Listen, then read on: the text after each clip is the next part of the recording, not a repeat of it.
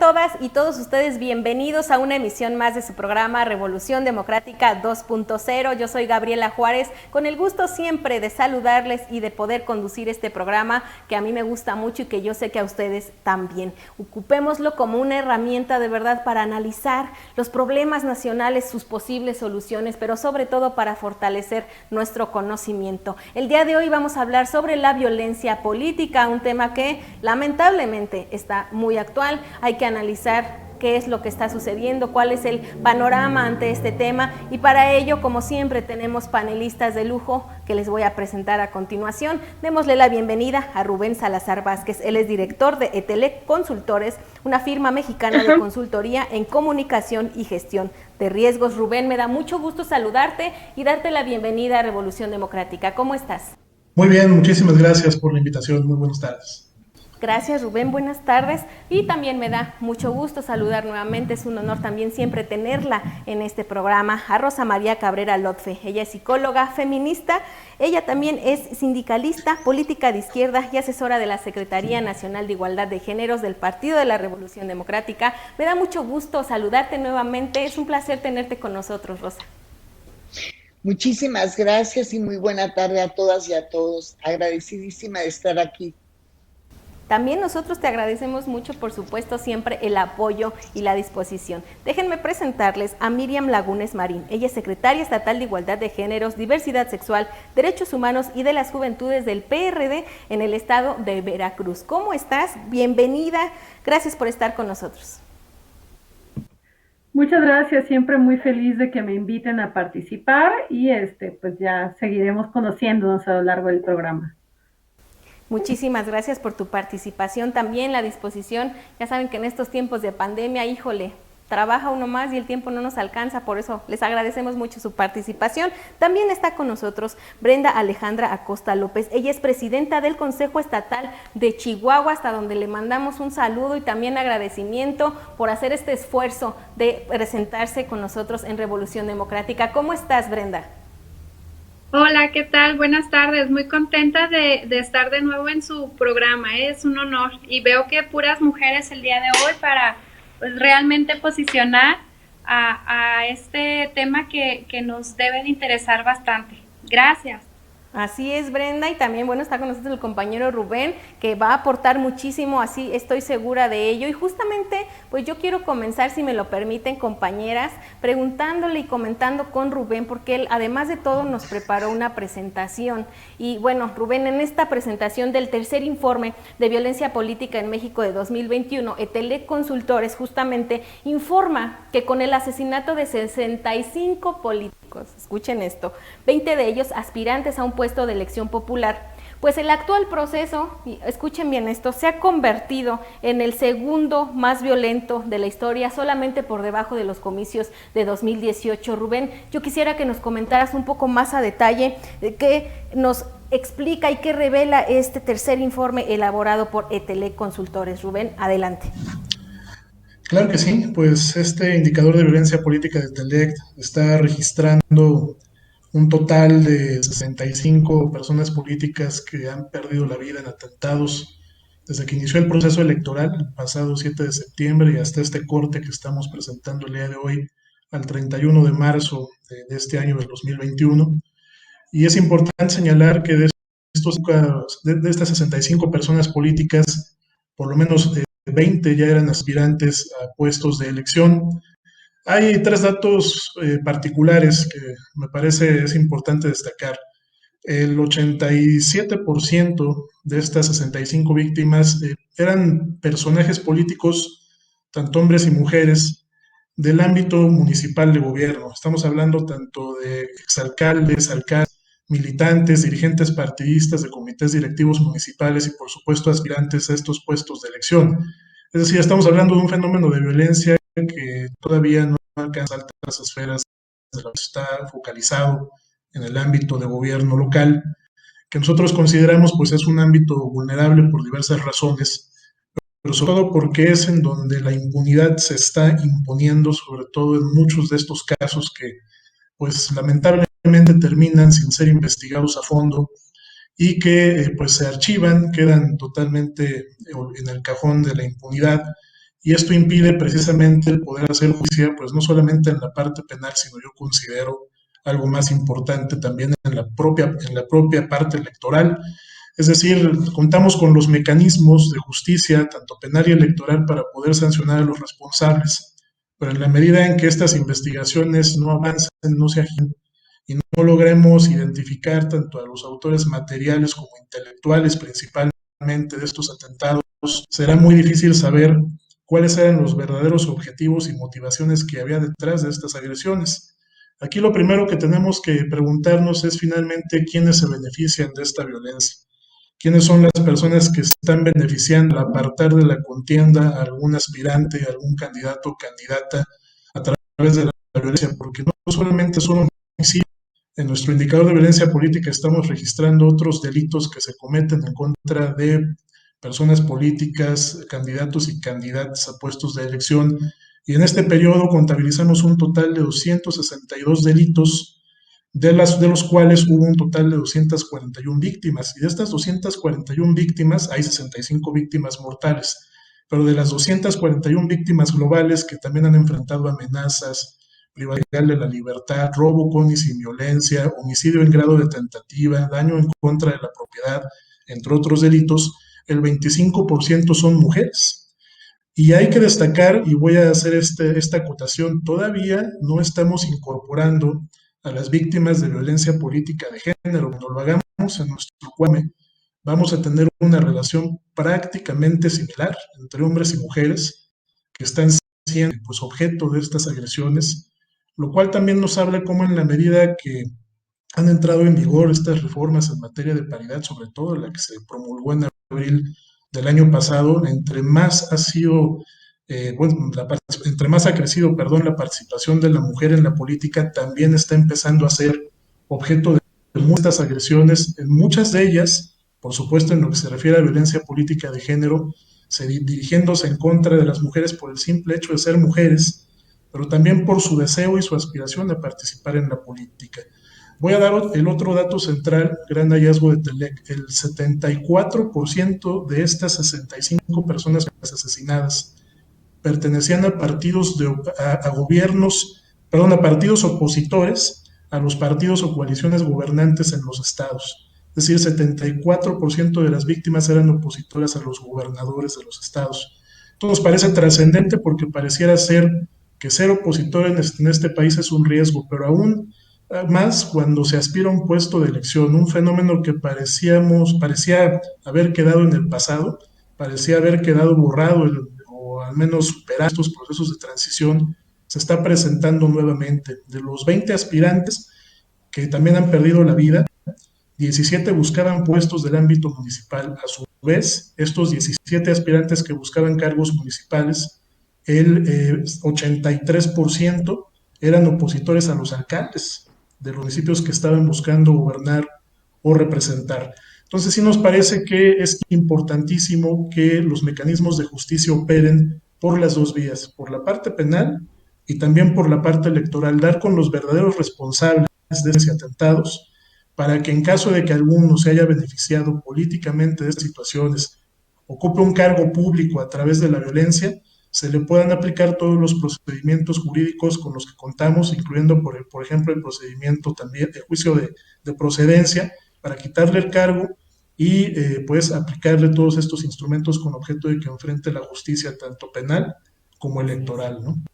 Así es, Rubén. Fíjate que mencionaste algo muy importante y que pareciera increíble que entre más avanzamos en la cuestión de leyes, la creación de leyes, la creación y nos sumamos a instrumentos internacionales, pareciera que la violencia política iría en decremento. Increíblemente no lo es.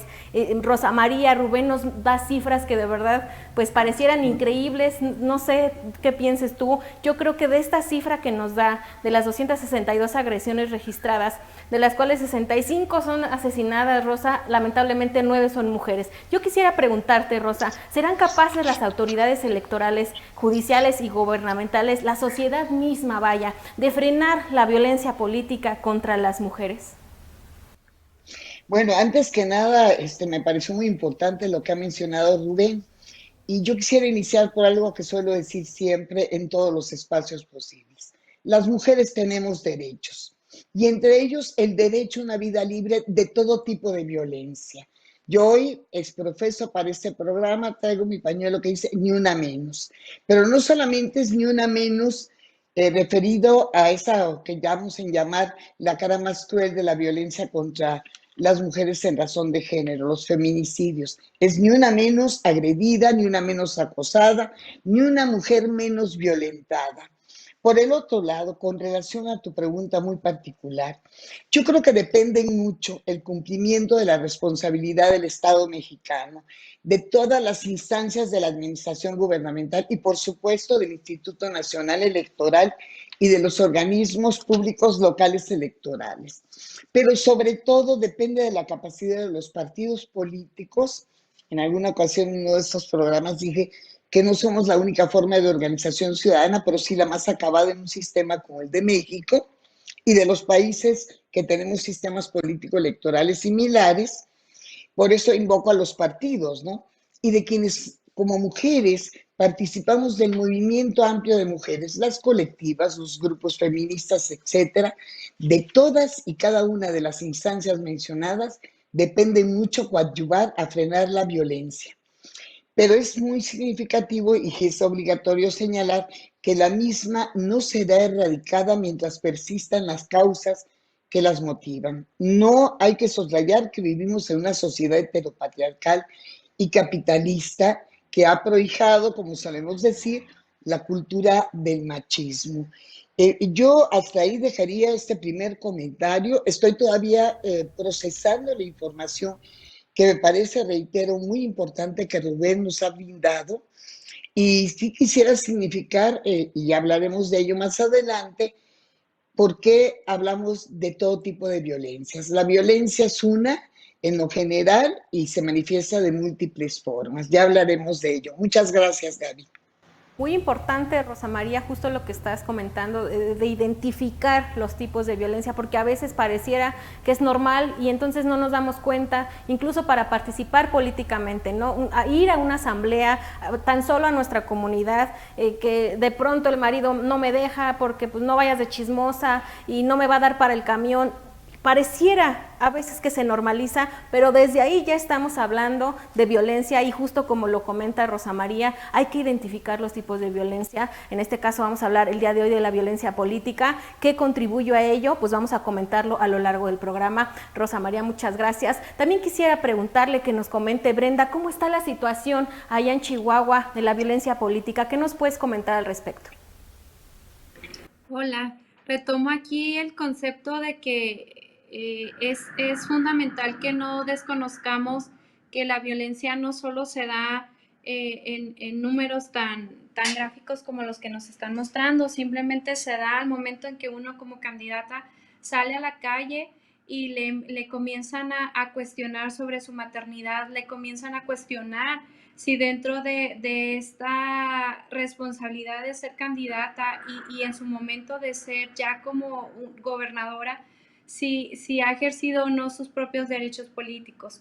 Es una cuestión de sociedad, es una cuestión de la responsabilidad del Estado mexicano, contribuir para que la violencia no se muestre hacia las candidatas. Ahorita actualmente estamos en un caso muy particular, una de las candidatas a gobernadora aquí en el estado de Chihuahua, se le ha mostrado en varias situaciones la violencia, no solo de género, sino la violencia política que se ha generado en torno a ella. Ahorita estamos en un proceso bastante complicado donde señales de esta violencia se dan en cada una de las presentaciones donde ella acompaña a los ciudadanos a mostrarles sus propuestas. En lo particular, hace varios años tuve la oportunidad de andar en calle, casa por casa, promoviendo la cuestión del voto de mi partido, de la Revolución Democrática,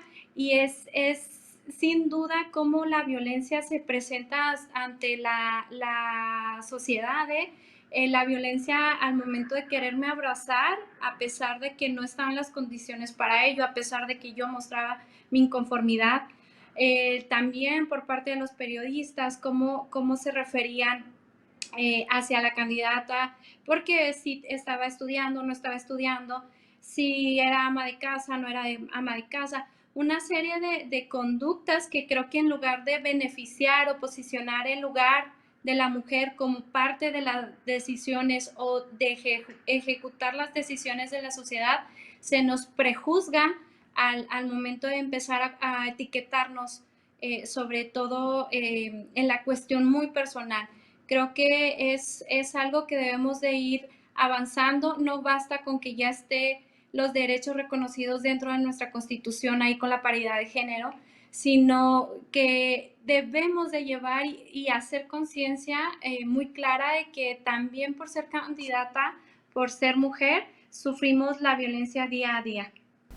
Muchas gracias, Brenda. De verdad que escuchar que también tú ya lo has vivido, pues es lamentable, y yo creo que más adelante te vamos a preguntar qué hiciste al respecto y qué soluciones podemos accionar, qué tenemos que hacer las mujeres y por supuesto también los hombres cuando se presenta la violencia política. Hablemos de ello más adelante y vamos a platicar también con Miriam, porque Miriam, pues eres de Veracruz, Miriam, y yo quiero que nos platiques cómo estás allá en Veracruz, una entidad que ocupa el nada honroso primer lugar ya nacional de violencia política. Coméntanos algo al respecto, Miriam. Mira, realmente para mí es un tema bastante complicado porque tiene muchas variables. O sea, en Veracruz es real, digo, somos también primer lugar a nivel nacional en feminicidios. Cuando no somos el 1, somos el 2, pero esto tiene que ver con muchas otras violencias que nosotras vivimos. Digo, la violencia política es una, la violencia feminicida pues es el grado más extremo de violencia contra las mujeres, pero también tenemos el problema, por ejemplo, de la violencia económica, el no contar con pensiones alimenticias dignas cuando nos separamos, el que hay un número de madres solteras bastante grande, el que hay acoso sexual y acoso callejero. Entonces yo creo que todo esto abona. O sea, no lo quiero hacer tan general, pero es real que todas estas violencias hacen que las mujeres vivamos una situación mucho más complicada. Y respecto a la violencia política como tal, la vivimos más crudamente, la violencia política pues de género. Hace apenas unos meses asesinaron a una alcaldesa, ella fue víctima de feminicidio, emanada del PRD, Floricel, y actualmente pues muchas de las personas que están en la contienda electoral están viviendo condiciones adversas para poder llevar pues todo este proceso, ¿no? Dirigiéndonos hacia las elecciones. Y te digo, son varios factores. En lo personal, pues yo soy madre de 2 hijos y te das cuenta de que las condiciones que se presentan no son las idóneas para las mujeres.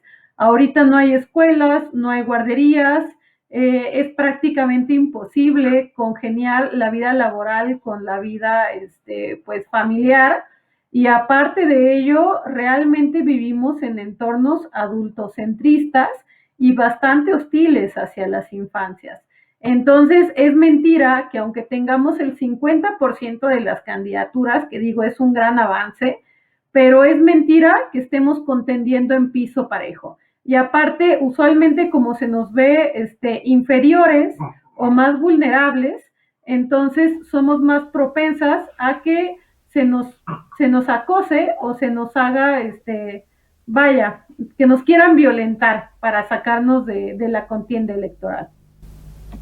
Así es, fíjate que escuchándote y también leyendo un poco sobre el informe que nos compartía Rubén, y ya me corregirás si estoy mal, me corregirás la plana, Rubén, el Veracruz concentra el 13.8 de violencia política a nivel nacional. Ya nos corregirás y si no nos comentarás más al respecto sobre en qué estados y en qué índices andamos. Es importante analizar esto y justamente también ver en qué situación y en qué condiciones se da. Ya nos comentaban nuestras panelistas y Rubén también que tiene muchos factores la violencia política, porque no nada más hablamos en sí de violencia política, sino de todos los tipos de violencia que engloban también y que tienen que ver y que se prestan para que la violencia política política crezca en todos y cada uno de los estados. Habremos de analizar en entidad qué es lo que lo detona, qué es lo que lo aumenta y lo que lo permite. ¿Qué les parece si ustedes también nos comparten? ¿Han sido ustedes, alguno de ustedes víctima de violencia política? ¿Por qué no nos comentan su caso? ¿Por qué no nos escriben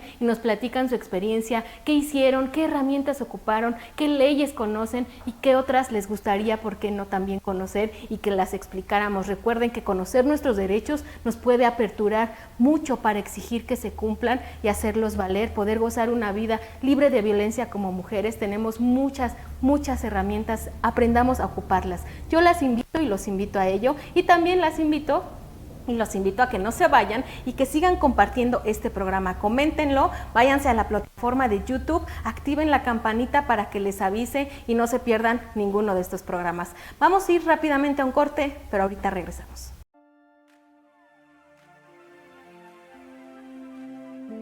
¿Cuándo puede hablarse de violencia política contra las mujeres en razón de género?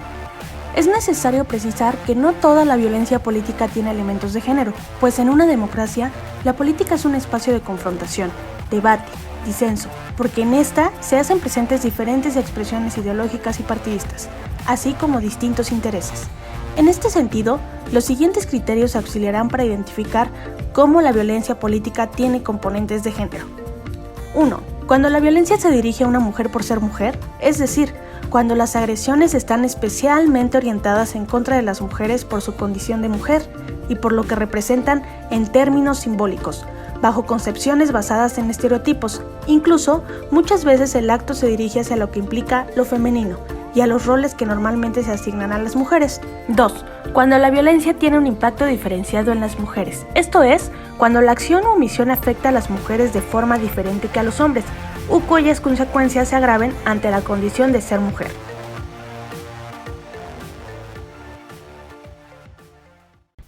Ya estamos de regreso con todas y todos ustedes aquí en Revolución Democrática 2.0. El día de hoy estamos hablando sobre la violencia política, un tema que no podemos desconocer, que estamos obligadas y obligados a entender, a procesar y a tener en la mano las herramientas, conocer las leyes y nuestros derechos. Así que los invito para que no se vayan, permanezcan en este segundo segmento de su programa Revolución Democrática 2.0. Continuemos bien con nuestro programa del día de hoy, y para ello yo le voy a pedir a Rubén que nos pueda detallar un poquito más, Rubén, en este tercer informe del que ya nos comentabas. ¿En qué entidades hay mayor violencia política? Si bien, bueno, pues ya escuchamos y por ahí leímos, te decía yo que si estoy mal me corrijas, que Veracruz acumula este porcentaje.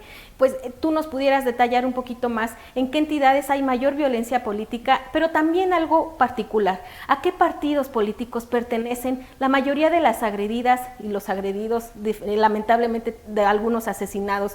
¿Y cuáles son las causas, Rubén? ¿Qué nos puedes comentar al respecto? Claro, mira, pues de este corte que estamos presentando, además de las 65 personas políticas que fueron asesinadas, también estamos presentando un indicador inédito. Perdieron la vida también un total de 80 personas servidoras públicas sin militancia o aspiraciones políticas, es decir, entre personas políticas y personas servidoras públicas que, pues lamentablemente, perdieron la vida en estos atentados. Hay un total de 105 víctimas. De esta total, 13%, como bien señalabas, personas políticas o servidoras públicas sin militancia que tenían su actividad en el estado de Veracruz. Y en relación a, tiene que ver únicamente en el rubro de personas políticas, de las 65 personas que pierden la vida, el 20% eran veracruzanas. De hecho, de las 262 agresiones globales, que no solo están midiendo la parte de dolosos, sino otro tipo de delitos, también el 20% se han dirigido en contra de personajes políticos que desarrollan su actividad en Veracruz, tanto hombres como mujeres. Esto es importante porque es la primera vez, por ejemplo, que las elecciones municipales en Veracruz jugando o empatando con una elección federal concurrente en la historia. Histórico lo que va a pasar, la primera vez que se van a renovar los 212 ayuntamientos en esa entidad con una elección federal. Y esto lo que ha buscando pues, desde hace 2 años, en la medida que los procesos federales se han vuelto concurrentes y están homologando prácticamente las elecciones locales de todos los estados, que toda esta violencia que ya venía presentándose tiempo atrás en procesos locales, que no empataban con los federales, ahora es más visible. y es un problema que me parece ha logrado ser mucho más conocido, no solamente por quienes nos encargamos de estudiar el fenómeno, sino también por la propia autoridad. Entonces sí me parece que en ese sentido la violencia política pues empieza ahora a ser mucho más notable por la manera que se ha concentrado en estos portales concurrentes. Sobre las posibles causas, nosotros hace 3 años en el Indicancia Política habíamos evaluado, por ejemplo, la correlación que existía entre este fenómeno de violencia y 2 variables muy concretas. La violencia o homicidios criminales, tasa de homicidios dolosos por cada 100,000 habitantes, y una segunda variable que tenía que ver con el porcentaje de población en pobreza en las entidades. En la primera correlación con la violencia homicida por la rivalidad delincuencial, no encontramos realmente una correlación muy significativa. De hecho, era del 0.1, no llegaba ni una décima de punto, pensando que lo más cercano a 1 hay una causalidad pues mucho más representativa. Donde sí encontramos un coeficiente más alto fue al medio de nuestra base de agresiones con el porcentaje de población en pobreza en las entidades.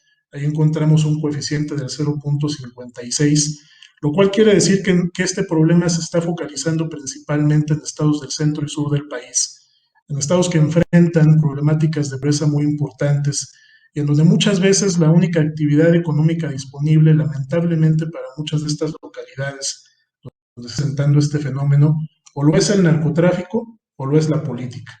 No hay demasiadas actividades económicas las cuales se pueda disponer, ¿no?, para poder obtener o tener un acceso inmediato a recursos. Y lamentablemente esto se está concentrando en 3 entidades muy particulares, que es el estado de Guerrero, Oaxaca, y en un cuarto lugar el estado de Puebla, que pues en este proceso electoral no van encabezando estas acciones en contra de personas políticas, ¿no? Rubén, acerca de los partidos, ¿tienes algún dato de en qué partido es donde más frecuentemente los candidatos son o candidatas agredidas, víctimas de violencia política? Sí. Mira, son los partidos más importantes. Estamos hablando de Morena, el PRI, el PRD, el PAN, Movimiento Ciudadano. Los partidos que ahora están conformando, de hecho, alianzas fuertes, ¿no?, para competir por cargos, sobre todo a nivel federal y local también, las propias 15 alturas, ¿no?, muchos de los. Y esto lo que nos habla es que hay un problema que viene ya arrastrando nuestra democracia, que es esta dificultad para poder consolidar la convivencia democrática entre quienes gobiernan y entre quienes son oposición, porque esta violencia no solo se manifiesta a través de lo que es este acoso, estas amenazas, intimidaciones, incluso con el uso de las nuevas tecnologías como redes sociales, ¿no?, donde hemos registrado un número de amenazas que se hacen de la manera más impune, de forma anónima, donde lo que se busca es crear un terror psicológico sobre su círculo familiar o de amistades, para obligarlos a renunciar a las candidaturas, sino también a través de lo que es la institución judicial, es decir, a través de muchos procedimientos judiciales en donde sí pensamos que hace un uso político de estos instrumentos de investigación y de justicia, también incluyen muchos candidatos y candidatas que, si bien tienen situaciones o procesos pendientes que enfrentar, es una situación que se recrudece en periodos electorales. Incluso cuando esto, también cuando hay cambios de gobierno, pues se vuelve un mecanismo también de control y pensaría yo también para anular al opositor. Entonces sí, lo que hemos visto es que recientemente pues los gobiernos, en la medida en que también les fue cada vez más trabajo conservar el través, pues de cumplir con las expectativas de su electorado, emplea con mayor recurrencia este tipo de instrumentos judiciales para anular a un opositor o para conservar el poder, lamentablemente a través de la violencia, porque esto también es violencia. Bien, te agradezco mucho, Rubén. Vamos a platicar también respecto a este tipo de violencia. Bueno, pues se han implementado, se han tratado de crear herramientas, de leyes. Yo quisiera saber y preguntarle a Brenda, esta implementación de la propuesta 3 de 3 contra la violencia política, que ustedes recordarán ya habíamos comentado en programas anteriores, donde dice, bueno, a grandes rasgos, si algún candidato está enfrentando algún proceso por violencia política, violencia familiar, tiene alguna sentencia, está en intermedio, tiene algún, ahí un currículum que no tenga está bien parecer, que te deba pensiones, que bueno, ustedes ya habíamos platicado acerca de esta ley. Yo quisiera preguntarle a Brenda si realmente esta propuesta va a contribuir para que se disminuyan las agresiones y asesinatos de mujeres políticas. ¿Tú crees que realmente esto funcione? Más que una ley, creo que debemos de funcionar como sociedad, debemos de ser solidarias entre las mujeres, empoderarnos y mostrar nuestra indiferencia o nuestro desagrado ante las conductas que surgen desde el propio partido, desde la limitación que tenemos con los ciudadanos a los cuales nos acercamos en ocasiones y por el simple hecho quizá de obtener o atraer el voto, podemos omitir o podemos callar muchas de estas inconformidades. Creo que una ley sí ayuda, claro está posicionada y está argumentada dentro de la exposición de motivos del por qué surge, pero más que el surgir o aprobar una ley, tendríamos que nosotros ponerlos en práctica. Creo que la sociedad debe ser muy claro y debe de respetar no solo a los candidatos que andan en ese momento, sino a todas las personas en general, no incluyendo aquí el momento, el periodo de campaña para que nos respetemos unos a los otros. Creo que el factor aquí primordial de si es o no violencia política, pues lo marca muy en sí la palabra, ¿no? Si nada más ocurre a los políticos que andan o a las políticas que andan en la calle, pero creo que la violencia ahorita nos está comiendo a todas las personas.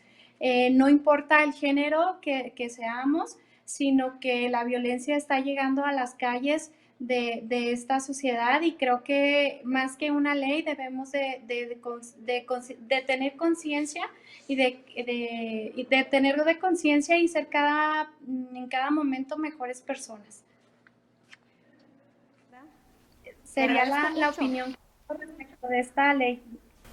Te agradezco mucho, Brenda, y definitivamente también la base de muchas cosas está dentro del núcleo familiar. Como Brenda dice, también como sociedad tenemos mucho que ver. Te agradezco mucho, Brenda. Rosa María, aparte de esta combinación de esfuerzos para erradicar la violencia, yo quisiera preguntarte si esta estrategia de protección a candidatos en este contexto electoral pues tiene alguna perspectiva de género, porque vaya, también de pronto pues hablamos en una generalización de la violencia y hay que proteger, hacen como alguna estrategia, pero realmente, Rosa, tiene perspectiva de género y yo sé que tú siempre andas muy metida en estos asuntos, que incluso propones, impulsas muchas actividades para erradicar la violencia y yo quisiera escuchar también, Rosa, pues ¿qué propondrías tú justamente si esta estrategia no tiene perspectiva de género? ¿Qué propondrías tú para frenar la violencia política?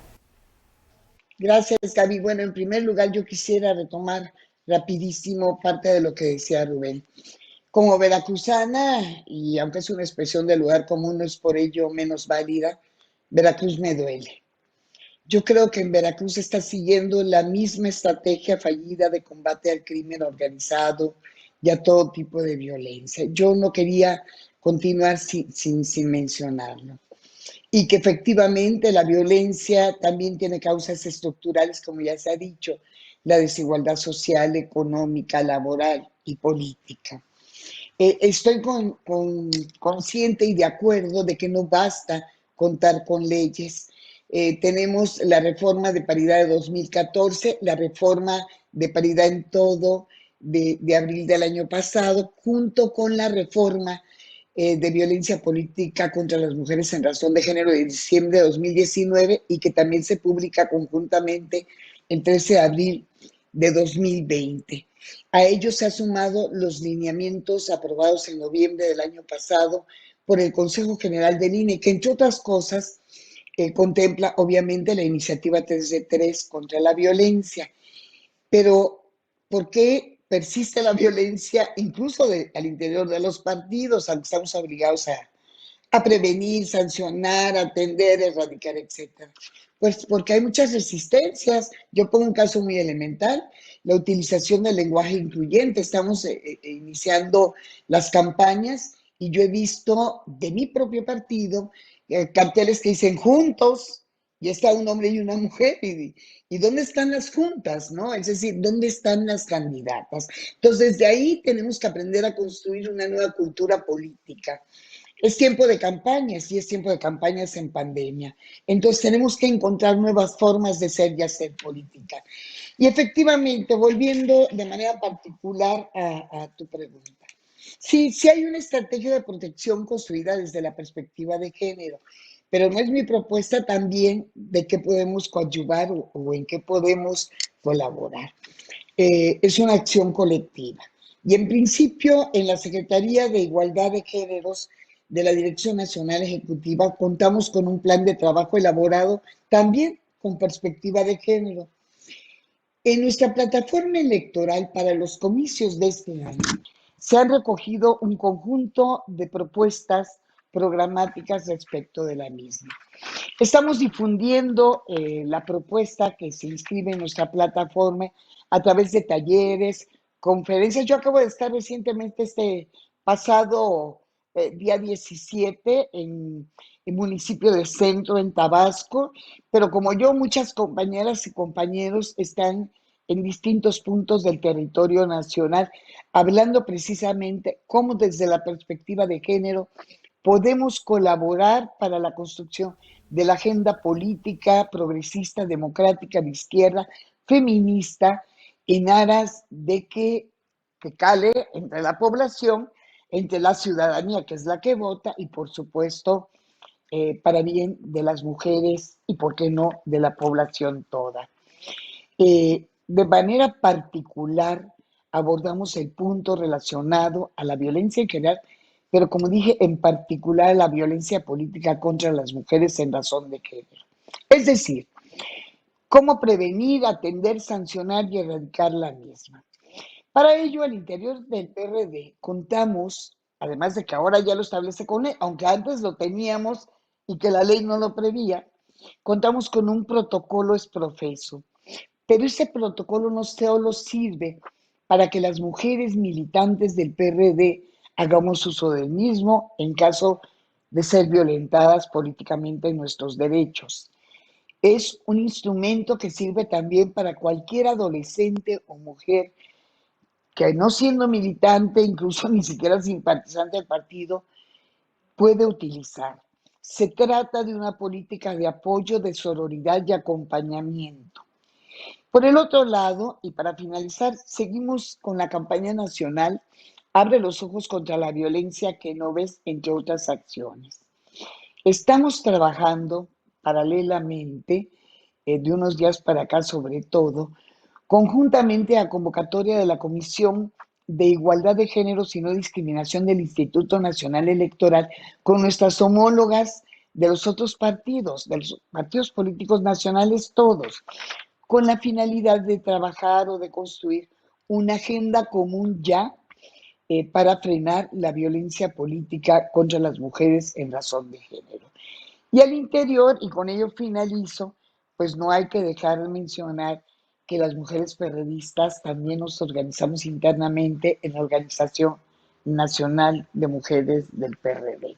Yo terminaría ahí mi comentario, no sin antes decir que es importante reiterar, por lo menos para mí, que estamos en tiempo de campañas, en un contexto de pandemia que ya es endémica, como lo ha declarado la Organización Mundial de la Salud, y que esto nos obliga a ir buscando estas nuevas formas de ser y hacer política a favor de los derechos humanos plenos de la población toda de nuestro país. Y por qué no, en particular para las mujeres, adolescentes y niñas. Muchísimas gracias, Gaby.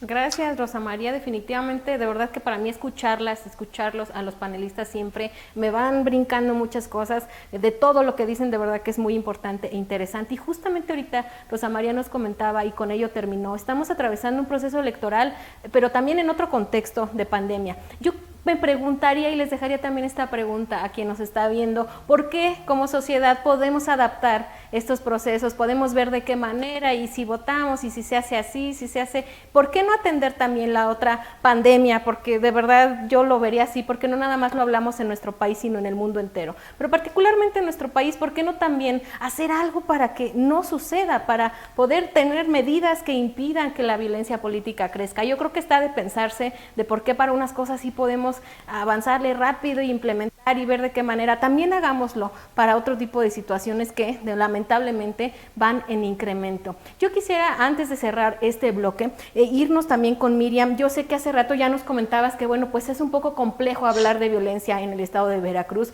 Yo te preguntaría, además de que pudiéramos ahondar un poquito más de la situación de violencia política contra las mujeres, y bueno, ya nos comentaba también Rubén que vamos a hablar de una variante que es pues bueno, la situación social, la situación de pobreza, que es un factor pues muy grande que también permite que este índice se incremente. Pero ¿qué se hace? ¿Qué hacer? ¿Qué pueden hacer las mujeres, particularmente en el estado de Veracruz, que quieren participar en un proceso electoral, pero que lamentablemente están siendo víctimas de otro tipo de violencias, están siendo víctimas de su situación social como la pobreza, del lugar en el que viven, de las limitaciones incluso físicas, económicas que puedan llegar a tener? ¿Qué nos puedes comentar al respecto? Muchas gracias. Mira, yo en lo personal he insistido mucho en fortalecer las instituciones. O sea, es una de las grandes deudas que se tiene con la sociedad. Hablamos mucho de fortalecer la cultura de denuncia, de que las mujeres tengamos a dónde acudir, pero realmente no lo tenemos. O sea, asistimos a la fiscalía y es de las instituciones que más quejas tienen respecto a que no se le da seguimiento a las denuncias. Entonces, ¿cómo vamos a nosotras poner una denuncia que nos cuesta pues tiempo, dinero, esfuerzo, es emocionalmente bastante cansado? Y lo digo, poner una denuncia no cuesta dinero en el sentido de que te la cobren. Sin embargo, para muchas mujeres el simple hecho de trasladarse hacia una fiscalía, pues les cuesta dinero que no tienen. Entonces, ¿cómo vamos a nosotros poder, o nosotras más bien, garantizar que las mujeres tengan acceso a una vida libre de violencia si no hay instituciones que les apoyen y si no tienen una red de apoyo social, ni tampoco hay las condiciones en el ambiente para que pues estén de manera digna, viviendo de manera digna? Entonces, una de esas respuestas, te digo, es hay que fortalecer las instituciones y aparte hay que orillar a las instituciones a que den la atención suficiente. ¿Cómo hacemos esto? Bueno, cuando hay una mujer víctima de violencia, comentarle sobre los números oficiales de gobierno, los números de teléfono a donde puede acudir, cuáles son las instancias en donde puede hacer una denuncia o en su defecto o complementariamente dónde puede acudir a un refugio, o sea, más bien en qué instituciones le pueden guiar para que llegue a un refugio para mujeres en situación de violencia. Y en lo que se refiere a violencia política, las redes de apoyo social son fundamentales, de verdad fundamentales. A pesar de que tenemos un protocolo, creo que esa es una constante en todo lo que tiene que ver con violencia contra las mujeres. No denunciamos por miedo, no buscamos el apoyo de las instituciones por miedo. Entonces, ¿qué podemos hacer? Bueno, como mujeres unirnos y realmente extenderle la mano a quienes están pasando por esta situación. Realmente es algo difícil porque hasta quienes estamos a veces en algunos puestos, pues por parte del propio partido o por parte del gobierno, no somos exentas de sufrir violencia. Entonces, pues hay que hacer un esfuerzo sobrehumano y realmente hacer equipo. O sea, a mí me ha tocado en algunas ocasiones coincidir con mujeres excelentes que me apoyan en el tema y eso es lo que me ha dado la fortaleza. Digo, una parte precisamente son las acciones afirmativas que se lleven a cabo, pero otra más es ir cambiando las ideas y el pensamiento que tenemos. Yo sé que se va logrando gradualmente, pero ese cambio gradual es un salvavidas para todas las que hemos pasado por estas situaciones. Así es, y definitivamente tiene que ser, yo creo que estás de acuerdo conmigo, un trabajo en conjunto, de tener ese cambio, de tener el conocimiento de las redes de apoyo, de sumarnos, de acercarnos, pero yo creo que también debe de haber más capacitación a quienes son impartidores e impartidoras de justicia, porque como bien dices, pues hay muchas quejas justamente porque no se imparte la justicia con perspectiva de género, porque cuando tú llegas a levantar una denuncia, híjole, pues pasas doble, porque ya te pidieron esto, no te creen, te hacen esperar, te la ponen bien difícil, y entonces no se imparte la justicia realmente con perspectiva de género. Yo creo que habrá que sumar ese esfuerzo de que ambas partes tengamos esas intenciones realmente de sumar para poder colaborar en cualquier situación que suceda de violencia de género, que las mujeres tengamos esa certeza de que contamos con las instituciones que realmente nos van a servir como una herramienta y que no van a ser una traba más, que van a ser un obstáculo que todavía tengamos que enfrentar, además del que ya estamos atravesando como sujetas y estar pasando por violencia política, violencia de género, cualquier violencia. Yo quisiera preguntarte rápidamente, antes de irnos al corte, porque pues aquí se me juntan las preguntas que nos mandan de repente. Reprimir, hacerle esta opresión política a los dirigentes, encarcelarlos, ¿también es violencia política? Yo quisiera preguntarte qué opinas de esto. No, vaya, claro que sí, y tampoco es justo encubrir ilícitos bajo esta causa. O sea, realmente, mira, por desgracia, nos hemos visto que esta causa tan noble, que es la igualdad y que nos ha costado tantísimo, muchas personas la han querido agarrar de bandera para revanchismos políticos. Y eso nos ha causado un daño terrible porque precisamente le resta credibilidad a la causa. Entonces, no se vale tomar esto como pretexto para llevar a cabo persecuciones políticas que a todas luces son pues un atropello. Te agradezco mucho, yo sé que ustedes en casa también tienen su opinión, así que yo les voy a pedir que nos la compartan para que también las podamos leer, podamos hacer ¿por qué no? También si alguien quiere apoyo, le canalicemos con alguna red de apoyo, podamos canalizarlas con Rosa María, que ella está desde la Secretaría de Igualdad de Géneros del PRD, que yo sé que también nos puedes apoyar mucho y que siempre lo has hecho, Rosa María, porque no nada más nos apoya en el programa, sino también podemos canalizar con ella. Entonces, si ustedes tienen algún comentario, alguna experiencia que hayan tenido y que quieran compartirnos, pues por favor no se detengan y escríbanos, compartan el programa. Vamos a ir rápidamente a un corte antes de llegar a nuestro segmento de conclusiones, a la parte final de su programa Revolución Democrática 2.0. No se vayan, ahorita regresamos.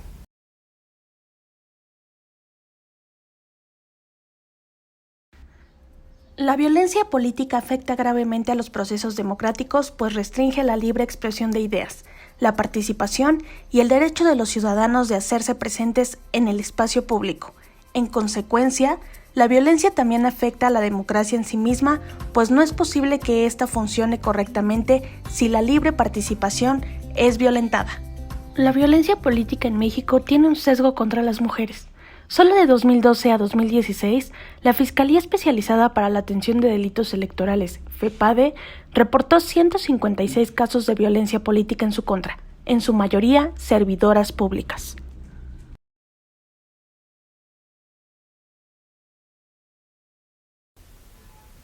Ya estamos de regreso con ustedes a este tercer segmento de su programa Revolución Democrática 2.0. Vamos a dar seguimiento a lo que estábamos comentando al final del segmento anterior. Yo quisiera irme en esta ocasión con Rosa María Cabrera Lotfe. Estábamos platicando acerca de si fabricarles delitos a los militantes, a los candidatos, encarcelarlos, hacer esta represión política, pues definitivamente es violencia política. Rosa María, yo quisiera que nos regalaras un comentario al respecto. A mí me parece que sí. En el caso particular que estábamos comentando del estado de Veracruz, concretamente el caso de Rogelio Franco Castán, se le acusa de ultraje a la autoridad. Yo quisiera rapidísimo significar que ese delito en 2016 fue declarado inconstitucional por la Suprema Corte de Justicia de la Nación, que es válida para todo el territorio nacional. Y que este año, con la iniciativa de ley para reformar el Código Penal de la entidad, yo no sé si las diputadas y los diputados locales de mi estado, por omisión, por ignorancia o por complacencia, aprobaron de entre las reformas y volvieron a meter esta expresión, ultraje a la autoridad. Obviamente se requiere una controversia constitucional y se está trabajando para que eso se derogue. Ya ha habido un conjunto de pronunciamientos de la gente especializada en la materia para que se derogue, pero se requiere interponer la controversia constitucional porque es a todas luces ilegal en términos estrictamente jurídicos. En términos políticos, bueno, utilizar una ilegalidad jurídica para fabricar un delito que ha sido declarado inconstitucional por la Suprema Corte y por ende desde hace un mes y días tener detenido a un compañero que además ya ocupó un cargo al frente pues de la administración gubernamental en la entidad y que hoy está propuesto como parte de nuestras candidaturas, bueno, pues es bastante serio, es bastante grave y me parece sumamente lamentable. Rogelio Franco tiene que estar ya en libertad y dedicarse, como todas nuestras candidatas y candidatos, a la campaña. Y de la legislatura del Estado de Veracruz hay que pedir que se tiene que hacer la reconsideración de una u otra manera. Hay muchas formas en que esa reforma al Código Penal pueda ser declarada notoriamente improcedente. En particular me estoy refiriendo a la inclusión del concepto o del delito ultraje a la autoridad, por la razón que ya expuse. Te agradezco mucho, Rosa María, y definitivamente también nos sumamos a esta petición, a esta exigencia de liberación. De verdad que nos sumamos a ello. Yo quisiera pues retomar también, por favor, con Miriam, tú que estás allá en Veracruz, ¿qué es lo que se está haciendo? Cuéntanos un poquito más al respecto de la situación. Mira, desde el día que aprendieron a Rogelio, hemos llevado una campaña precisamente para señalar estas arbitrariedades de las que ha sido víctima. En primer lugar, lo que ya mencionó muy puntualmente pues nuestra compañera Rosa, es completamente anticonstitucional esta reforma que le hicieron a las leyes, tanto así que aquí se le llama la Ley Franco, y se inauguró con él. O sea, inmediatamente aprobaron los ultrajes a la autoridad, al otro día ya él estaba preso, ya habían intentado hacerlo por medio de una denuncia de hace algún tiempo, de la cual él estaba amparado.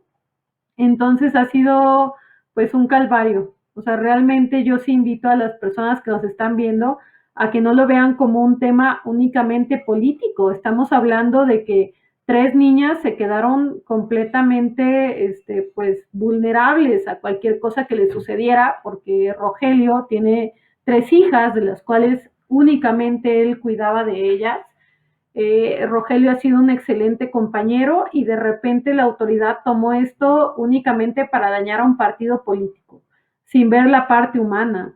Y yo sé que este programa es referente a la violencia política, sin embargo, quiero también hacer marcar que también hace poco detuvieron a 5 personas en Orizaba, me parece, y fue por el tema de un delito que también les inventaron. O sea, estas personas jóvenes las privaron de su libertad en un local de tatuajes y de repente la familia denunció que estaban desaparecidos, que los había llevado un comando armado, que no sabían nada. Supimos qué había sucedido hasta que el gobernador salió a decirlo en una de sus conferencias y al último, como no les pudieron probar nada, como eran únicamente personas a las que les estaban fabricando un delito, eran chivos expiatorios, dijeron que les habían detenido por ultrajes a la autoridad. O sea, esto es un absurdo. Puede llegar alguien a detenerte ilegalmente, pero si tú te opones a esta detención, entonces automáticamente caes en ultrajes a la autoridad. Y es también uno de los delitos que se le está imputando a Gregorio Gómez, que es también un candidato del PRD aquí en el estado de Veracruz. Ahorita están ocupando esta herramienta para intentar someter a la oposición. Sin embargo, más adelante lo pueden hacer con cualquier otra persona, ya sean mujeres que estén marchando en alguna de las protestas feministas que ha habido en el estado, o puede ser en alguien que le quieran fabricar un delito. No sabemos para qué más lo van a ocupar, estamos sumamente preocupados y preocupadas y exigimos la liberación de nuestros compañeros. Asimismo, exigimos la liberación de todas las personas a las que les han imputado este delito únicamente para crear culpables.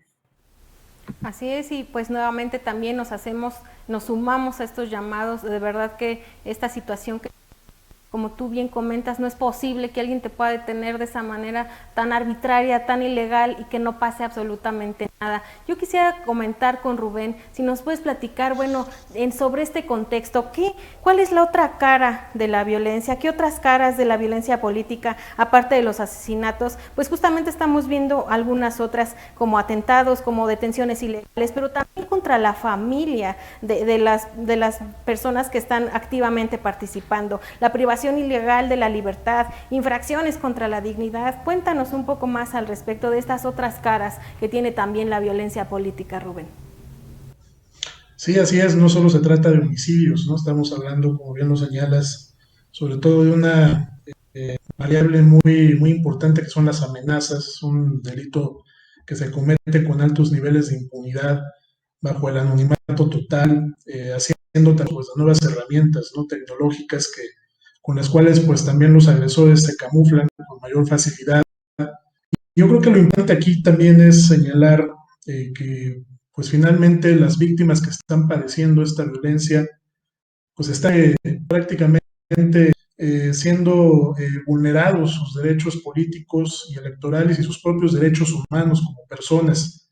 Es decir, se les está apartando de la contienda a través de muchos de estos actos delictivos, de estos crímenes, y es ahí en donde sí considero que la autoridad ministerial, porque al final son delitos del fuero común, tiene que hacer muchas de estas investigaciones. Sí, estamos de acuerdo que pues la gran cantidad de víctimas que existen a veces imposibilita esta situación, pero también por otro lado reflejan las propias limitaciones de la autoridad para poder investigar todos estos casos y poder justicia. El debilitamiento de las instituciones me parece que también no abona, ¿no?, a que esta situación pueda inhibirse, pueda prevenirse.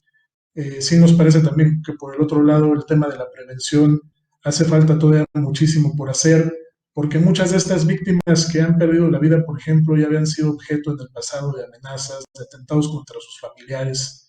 No es la primera vez que habían enfrentado este tipo de situaciones y lamentablemente se hizo muy poco poder proteger, poder evaluar el nivel de riesgos que enfrentaban en esta contienda electoral, y lo hemos visto en muchos casos, ¿no? Por ejemplo, el de la candidata de Ocotlán de Morelos. La vida ella un día antes ha denunciado ante la autoridad competente haber sido víctima de violencia política de género, ¿no?, sobre todo de una serie de actos difamatorios en contra de su persona. Bueno, pues fue a denunciar, por ejemplo, y un día después pierde la vida en un atentado pues a mando armado. Entonces, considero para los próximos procesos electorales, de entrada tiene que haber instrumentos confiables para denunciar estos actos de violencia y una acción mucho más ágil, tanto de las autoridades ministeriales como de las autoridades de seguridad que se encargan de brindar protección a todos los candidatos y candidatas que así lo soliciten, porque además este es un mecanismo que prevé nuestra legislación electoral. Todos los candidatos y candidatas que enfrentan una situación de amenaza tienen el derecho, prerrogativa de solicitar estas medidas de seguridad personal en caso de enfrentar alguna situación de amenaza. Entonces sí me parece que no podemos volver a permitir que en el 24 tengamos nuevamente una elección en donde, como lo hemos comentado y se ha comentado aquí, ser opositor en este país conlleva un elevadísimo riesgo para participar en la política y sobre todo para contender a cargos de elección. Muchas gracias, Rubén. Definitivamente yo quisiera que nos alcanzara más el programa para seguir analizando, sobre todo también ver qué propone la sociedad, qué mensajes nos van a enviar y comentarlos. Creo que lo haremos en un próximo programa. Y bueno, pues antes ya de concluir, me gustaría que iniciáramos una ronda de conclusiones, comenzando con Brenda. ¿Qué tienes para comentarnos al respecto de lo que se ha venido diciendo en este tercer bloque? Y por supuesto, tus conclusiones, propuestas, te escuchamos, Brenda. Gracias, qué amable. Pues creo que primero que nada tendríamos que tener el valor, el eco hacia nuestros partidos, hacia nuestra sociedad, hacia el Estado mexicano. El hecho de que nosotros comencemos a usar estos mecanismos de defensa, que hagamos uso de la ley y de todo lo que lleva y todos los avances que tenemos en este tema, hacer uso y sobre todo tener la valentía de enfrentar lo que vivimos día a día. Creo que el ser candidata en nuestro país demanda demasiada seguridad, demanda demasiada valentía por parte de nosotras. Creo que ser mujer ya nos permite el enfrentarnos ante esta situación que vivimos. Creo que como propuesta, más que iniciativa de alguna otro protocolo o de alguna otra ley, es tomarnos de la mano y seguir así visibles ante la situación que tenemos. Lo hemos logrado en el tema de violencia contra la mujer. Creo que es un tema que juntas lo hemos alcanzado. Creo que en el tema de política lo vamos a alcanzar si sumamos esfuerzos, si todas y todos estamos convencidos de que el hecho de que estemos dentro de un partido político nos hace vulnerables y con ello tomamos las riendas de estas herramientas. Creo que con ello podemos ir avanzando. Les agradezco a todas mis compañeras, al compañero por la información que nos está brindando y espero que pronto cada una de nosotros o de las situaciones que están viviendo en el estado de Veracruz tengan una conclusión efectiva, que sean escuchadas las demandas que hacen mis compañeras. Aquí en el estado de Chihuahua aún no tenemos una situación tan compleja, pero retomando el tema de nuestra candidata a la gobernatura, es un tema bastante complicado, es el tema que nos da la pauta a todas las mujeres de seguir apoyándola, de verla como la figura que representa a las mujeres que sufren violencia política. Es cuanto por mi parte. No sé si podamos sumarnos ahí a la propuesta de las compañeras del partido para que pronto concluyan estos asuntos de manera efectiva. Te agradezco mucho, por supuesto, que también desde aquí nos sumamos y vamos a contribuir en lo que se disponga. Ahí siempre estamos a la disposición de apoyar, de que sirva también este medio para difundir, para exigir y para levantar la voz. Te agradezco mucho, Brenda. Me gustaría escuchar la conclusión, propuestas también, ¿por qué no?, de Rubén. Adelante. Pues primero que nada, agradecer nuevamente la invitación a este espacio. La verdad es que es importante para nosotros tener la posibilidad de exponer todo este conocimiento que hemos venido desarrollando en relación a esta problemática que sin duda atenta contra nuestra democracia, atenta contra los derechos políticos, electorales de las víctimas y con los propios derechos humanos. Y yo considero, y el mensaje con el que me gustaría concluir, es que es muy importante que los partidos políticos, sean gobierno o sean oposición, aprendan a convivir, porque de continuar en esta atmósfera de polarización, cuando se es opositor o cuando ya hay una posición de poder, me parece que no nos va a conducir a nada bueno. Es una práctica muy nociva el estar, sobre todo, enfrentando este tipo de situaciones de violencia, como ya lo comentaban, incluso hasta el posible uso político de los instrumentos de justicia y de investigación, generar cierta presión psicológica sobre algunos candidatos y candidatas que están contendiendo en este proceso electoral. Y esto es algo que incluso, como también se ha señalado en este espacio, pues podría incluso trascender lo político, ¿no? Podríamos incluso ya ver episodios en política cada vez sea menos tolerada, ¿no? No solamente hacia los partidos que son oposición, sino hacia otros asistas, hacia otros hombres y mujeres que pues tienen el derecho de ejercer la crítica y de manifestar el estar a favor o en contra, ¿no?, de ciertas posturas, tanto del gobierno como de otros partidos políticos. Entonces, sí me parece que debe prevalecer la tolerancia, debe prevalecer la libertad de expresión y sobre todo el respeto a la legalidad en los procesos reales, porque hacer un uso de la ley como esto que se ha comentado, pues me parece que puede ser algo que repercuta a futuro porque entraríamos en una espiral intenable, ¿no? De violencia que pues podría incluso estar conformando sobre todo pues posturas muy autoritarias, ¿no? Sobre quien no piensa igual, sobre quien no forma parte o no quiere respaldar las posturas de un gobierno. Entonces esa sería, me parece, la parte más importante que atender, sobre la mayoría de las víctimas de esta violencia política en todas sus manifestaciones, todos estos crímenes son opositores. Por ejemplo, en las propias fiscalías, a veces no son pues muy como pareciera, ¿no? Y si no se construye este lazo de confianza, muy difícil captar las denuncias, captarlas, cauce y hacer para los tanto hombres o mujeres que en la política están enfrentando estas situaciones de violencia. Te agradezco mucho, Rubén, también por tu participación, por la información que nos has compartido y que por supuesto compartiremos vía electrónica con quien así nos lo solicite, ya que nos has dado la autorización para que así lo podamos realizar. Claro. Te agradezco mucho y bueno, pues vamos ahora con Rosa María Cabrera Lotz a escuchar tus conclusiones. Adelante. Bueno, por supuesto, inicio agradeciendo y sobre todo brindando el saludo a nombre de la maestra Karen Quiroga Anguiano, quien es la titular de la Secretaría de Igualdad de Géneros de la Dirección Nacional Ejecutiva. Hago un comentario rapidísimo. Los lineamientos aprobados por el Consejo General del INE, entre otros, incluyen esta iniciativa de 3 de 3 contra la violencia. En voz de Karen, en distintos espacios se ha elevado la propuesta de que se eleve a su vez a ley, que sea algo obligatorio. Voy a retomar rápidamente lo que ha dicho Miriam en términos de la importancia de seguir organizadas. Y de Brenda concluiría que efectivamente tiene razón. Juntas somos más fuertes. Tenemos la oportunidad de romper con el pacto patriarcal, esa alianza única, sui generis, diría, única entre varones en detrimento de las mujeres. Sobre todo porque, lo comento, pues estamos hablando de violencia política contra las mujeres en razón de género.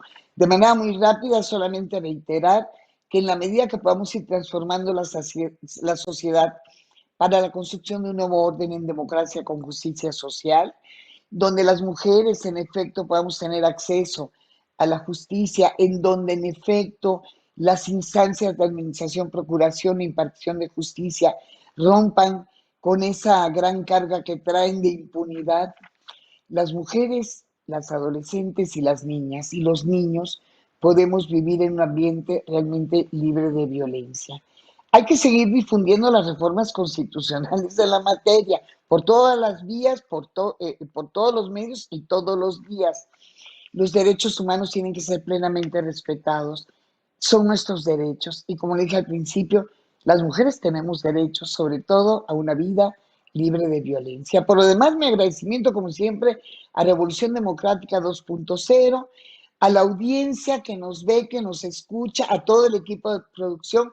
Gaby, querida, un abrazo y muchísimas gracias a mis compañeras y a Rubén, con quienes he tenido la oportunidad de participar en este programa. Muchísimas gracias nuevamente y, como suelo decir, un abrazo de corazón.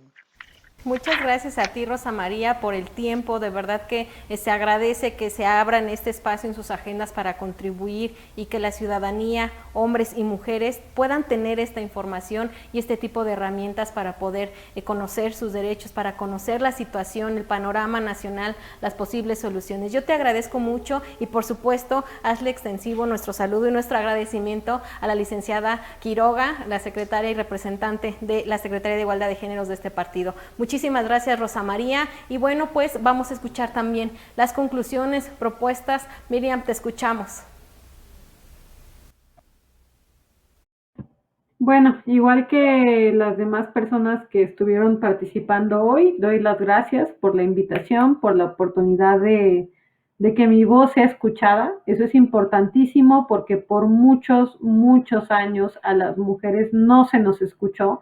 Entonces no podemos desaprovechar estos espacios Y particularmente, pues quiero reconocer la participación de mi compañera Rosa. Ella es digna representante del estado de Veracruz, no únicamente en el lugar en el que reside, sino en todo el país, porque ella anda por todos lados. Entonces, vaya, mi reconocimiento. Muchas gracias por estar aquí hoy. Es un placer siempre escucharte. Y definitivamente, pues tenemos que fortalecer las redes de apoyo entre mujeres.